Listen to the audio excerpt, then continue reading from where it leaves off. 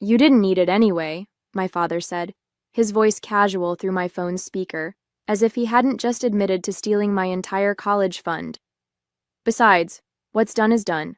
No point getting upset about it now. My name is Vanessa, and at 25 I was standing in my tiny apartment in London, listening to my father explain why he'd drained the account that was supposed to fund my final year of college.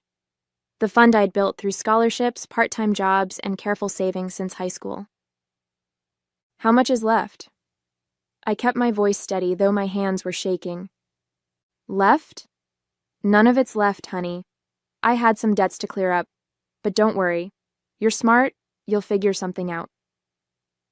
Figure something out like I had a choice, like he hadn't just stolen 4 years of my hard work while I was studying abroad, unable to stop him because he'd remained a co-signer on the account I'd opened at 17.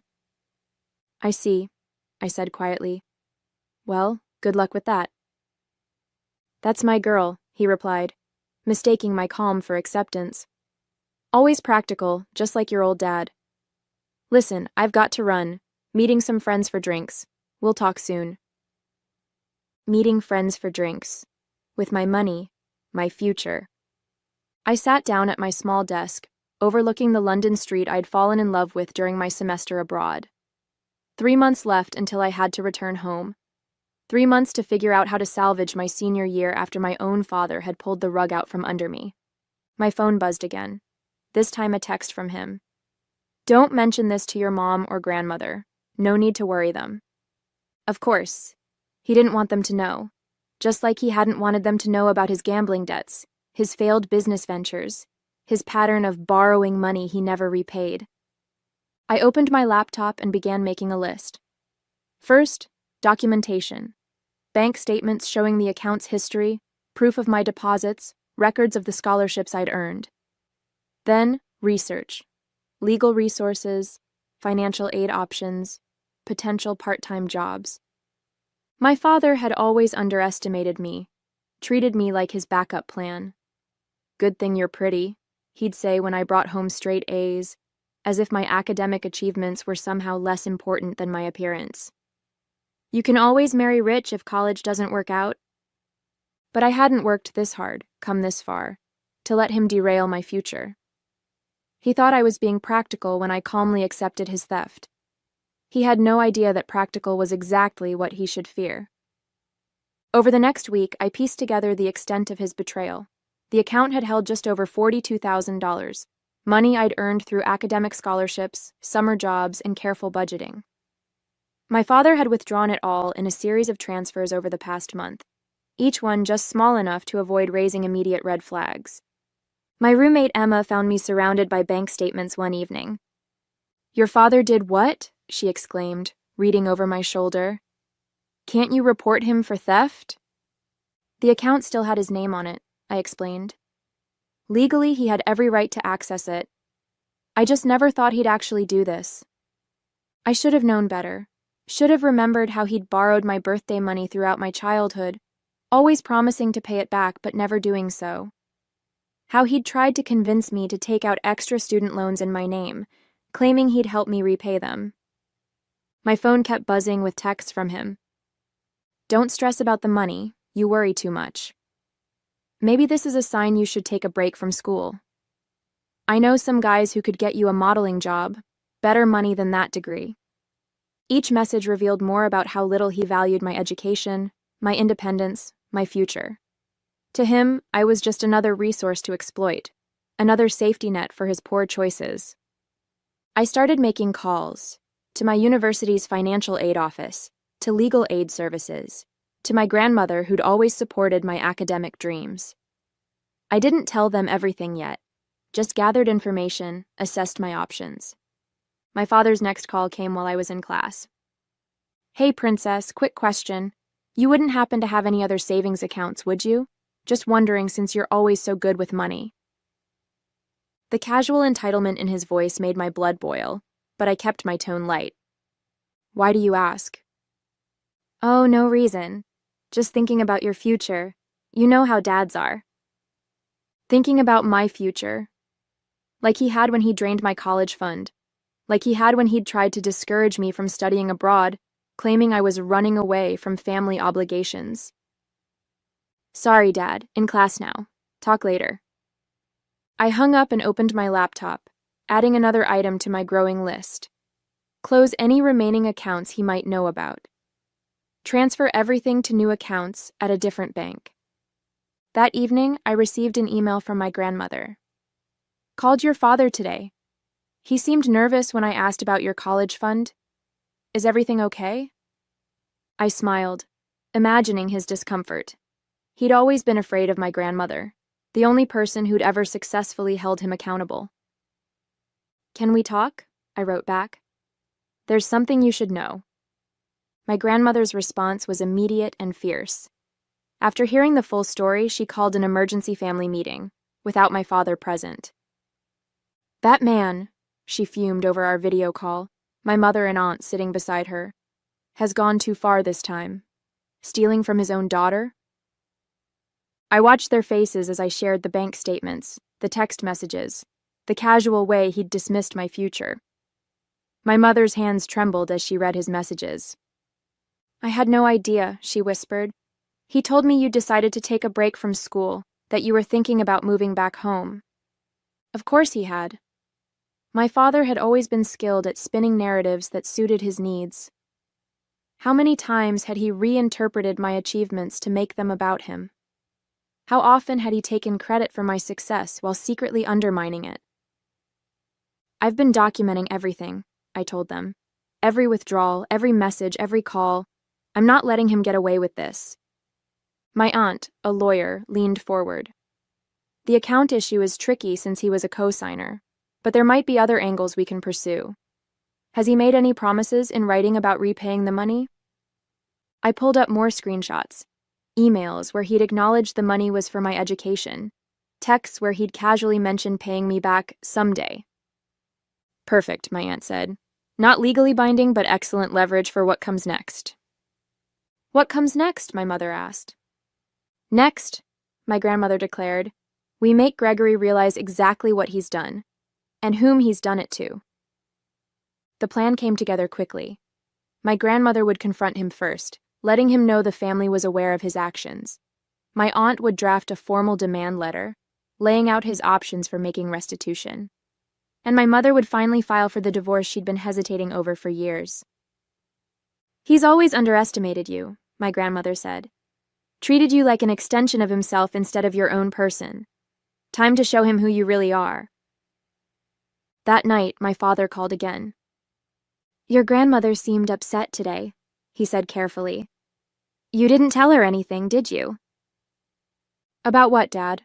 The college fund you stole? The future you tried to derail? Or just your general belief that your daughter's education means nothing compared to your bar tab? Silence on his end. Then, now, Princess.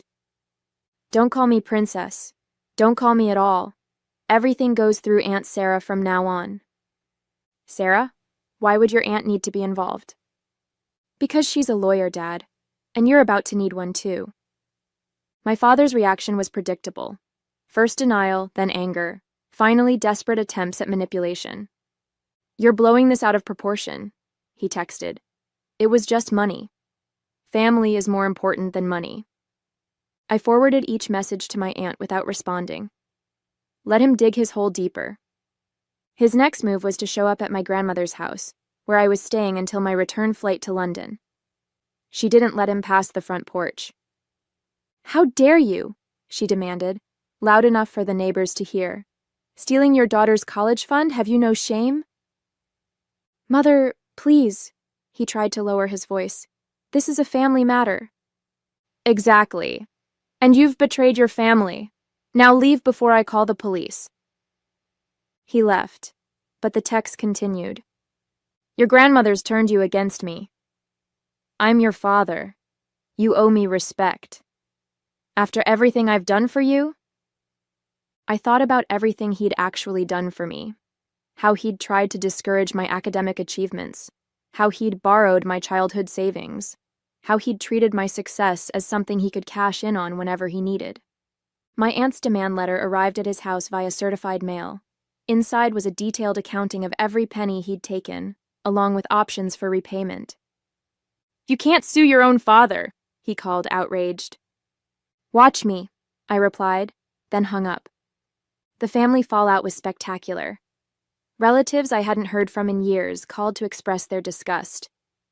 His sister, my Aunt Patricia, shared stories of how he'd borrowed money from her children's birthday cards, too.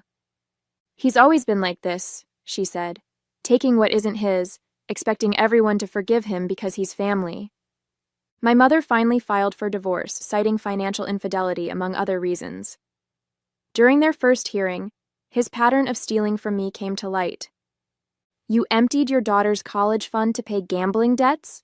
The judge asked incredulously. I was going to pay it back, he protested weakly. With what money? According to these statements, you haven't held a steady job in 3 years. His carefully constructed image of the fun-loving, generous father was crumbling. Every attempt to defend himself just revealed more of his true nature. The university's financial aid office proved surprisingly helpful once they understood the situation. They helped me secure emergency funding and worked out a payment plan for my final year. My grandmother insisted on covering what she could, though I was hesitant to accept. Unlike your father, she said firmly, I understand the value of education and of keeping promises. My father's response to the demand letter was to claim poverty, insisting he had no way to repay what he'd stolen. Then my aunt discovered his new car purchase, the vacation photos he'd posted on social media, the country club membership he somehow still maintained. He's not broke, she explained. He's just good at hiding assets, but not good enough. His text messages grew increasingly desperate. You're ruining my life. My own daughter turning against me like this. I raised you better than this. Each message showed more of his true colors. The loving father act dropped away, revealing the manipulator beneath. The final straw came when he tried to turn my younger cousins against me, telling them I was trying to bankrupt him out of spite. Instead, they shared screenshots of his messages, adding to my growing file of evidence. Remember when Uncle Greg told us our college funds were safe with him? My cousin Jake wrote. Guess we know what that meant. My aunt helped them secure their own accounts before he could strike again. His pattern of financial abuse was finally being exposed, one family member at a time. During my mother's divorce proceedings, more revelations surfaced. He'd been hiding money for years, taking out loans in her name, even trying to remortgage their house without her knowledge. He's been treating the whole family like his personal ATM, my mother realized, and we all just kept making excuses for him. My grandmother arranged a family meeting, again without him present. Relatives shared stories of loans never repaid, promises broken, trust betrayed. Each story strengthened our resolve to hold him accountable. He's always counted on family loyalty to shield him from consequences, my aunt observed. Time to show him that loyalty goes both ways. The consequences hit my father like dominoes falling. First, my mother's divorce attorney uncovered his hidden accounts, leading to a much larger settlement than he'd anticipated.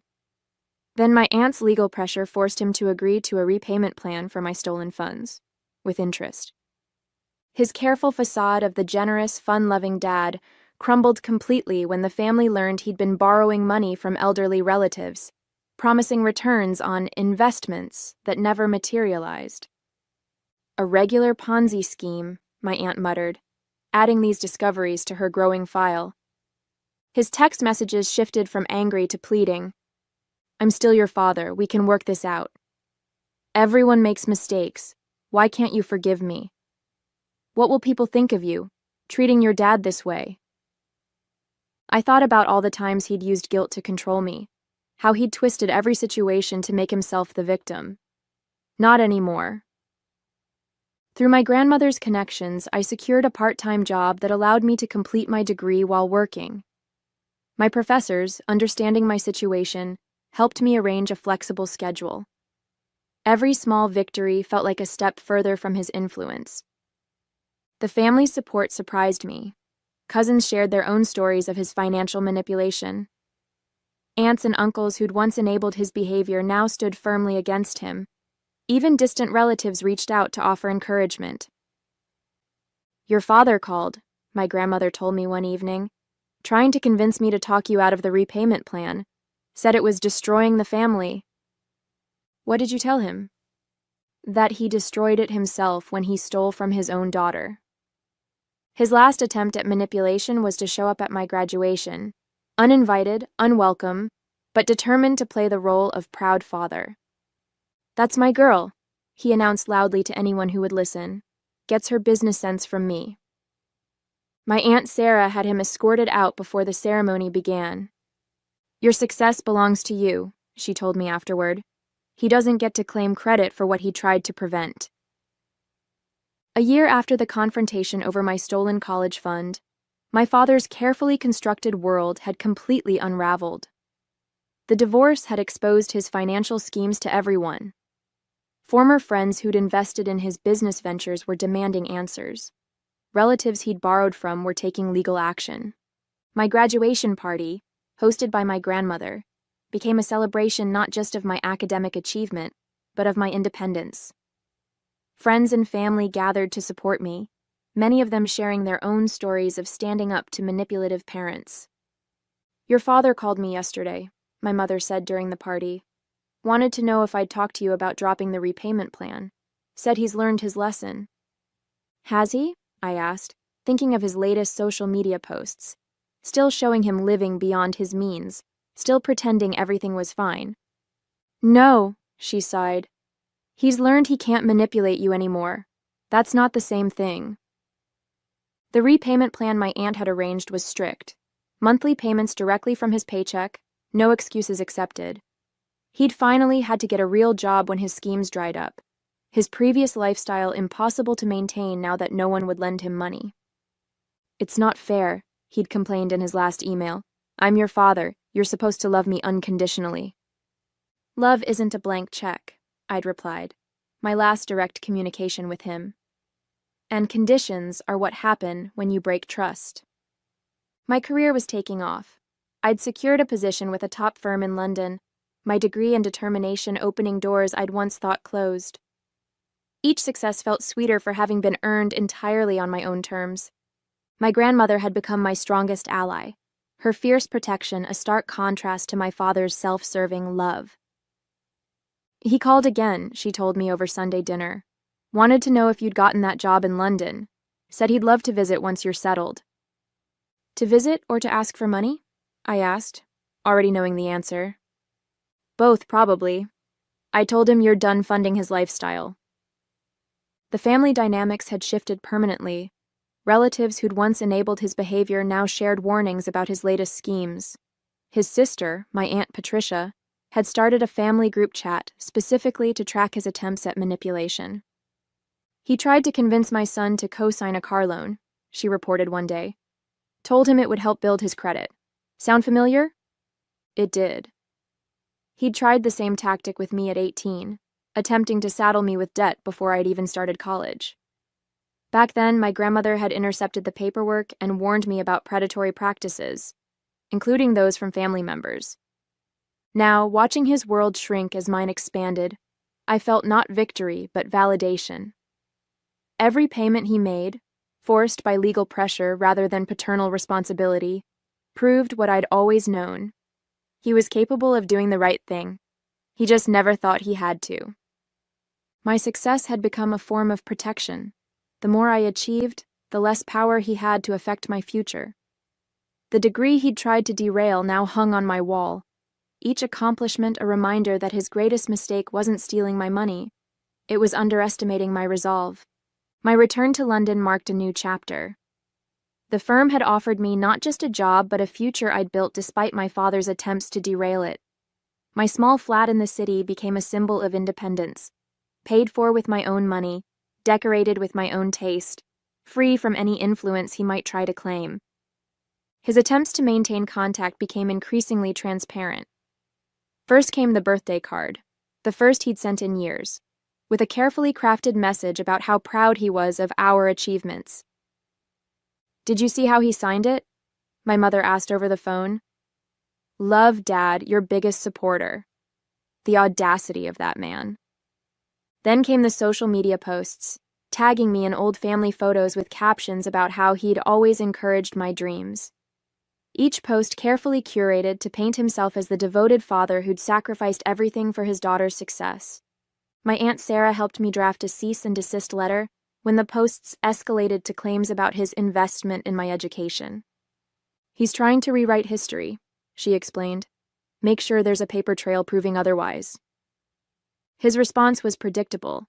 More attempts at manipulation, more claims of family loyalty, more hints about his financial struggles. But his words had lost their power to hurt me. Through family gossip, I heard about his latest schemes. He'd started telling people he had connections in London, suggesting he could help their children find opportunities abroad. Each attempt to profit from my success backfired when they contacted me to verify his claims. "Your father says you're hiring at your firm," one family friend wrote. "He offered to put in a good word for my daughter, for a small consulting fee, of course." I wrote back explaining that my father had no connection to my firm, no influence over hiring, and no right to charge fees for false promises. Each response felt like another brick in the wall between his lies and my truth. My grandmother visited me in London, her first trip abroad at 70. Seeing my life through her eyes, the career I'd built, the home I'd made, the future I'd secured, brought everything full circle. "You know what makes me proudest?" she said over dinner at my favorite local pub. "Not just what you've achieved, but how you achieved it. You didn't let him turn you bitter. You just got stronger." That evening, I received another text from him. "Heard Mom's visiting. The flat must be cramped. I know some great hotels, if you need help with the expense." I showed my grandmother the message, and we both laughed. The same old tactics, transparent as glass now that I saw them clearly. "Should I respond?" I asked, though I already knew the answer. "Darling," she said, raising her glass, "your success is all the response he needs." 2 years after the confrontation over my stolen college fund, my father's repayment plan was still in force, each monthly payment a reminder of his accountability. He'd tried various schemes to reduce or delay the payments, but my aunt's legal oversight remained firm. During a family gathering back home, my cousin Jake shared his own victory. He'd graduated debt-free, his college fund secured in an account my father couldn't access. "You know what Uncle Greg said when I told him?" Jake laughed. "That I should thank you for overreacting about your fund. Said your dramatic response helped him learn an important lesson." "Did he learn, though?" I asked, thinking of his latest attempts to convince relatives to invest in his new business venture. "He learned not to target family members who have good lawyers," my Aunt Sarah interjected. "That's about it." My career continued to flourish. The firm had promoted me to senior position, my reputation built on the same attention to detail and determination that had helped me overcome my father's betrayal. His Christmas card arrived at my London flat, thick with forced cheerfulness and hints about his financial struggles. Inside, he'd written, "Still paying for one mistake. When will you let it go?" I pinned it to my bulletin board next to my degree and latest promotion letter, reminders that his one mistake had failed to define my future. His signature at the bottom, once a symbol of paternal authority, now looked exactly like what it was, the mark of a man who'd bet against his daughter's strength and lost. At my firm's annual charity gala, I was asked to speak about persistence and overcoming obstacles. I didn't mention my father directly, but I talked about the moment I'd learned my college fund was gone, not as a story of betrayal, but as a lesson in self-reliance. "Sometimes," I told the audience, "the people who should support you the most become the obstacles you need to overcome. Their underestimation becomes your motivation." My father saw the speech online. Someone had shared it in the family group chat he'd been excluded from. His response came through my grandmother. "She's still angry, using my mistake to get attention." "No," my grandmother had replied. "She's successful, using her strength to help others. There's a difference." The last payment from my father arrived on a Tuesday, the final installment of the money he'd stolen. He'd attached a note. "Now can we be family again?" I filed the receipt with all my other documentation, the bank statements, the demanding texts, the social media posts where he'd tried to rewrite history. Not because I needed them anymore, but as a reminder of how far I'd come. My mother, now happily remarried, put it best. He thought taking your money would keep you dependent on him. Instead, it set you free. She was right. Every attempt he'd made to hold me back had pushed me forward instead. His greatest punishment wasn't the repayment plan or the family's disapproval. It was watching me succeed without him, beyond him, despite him.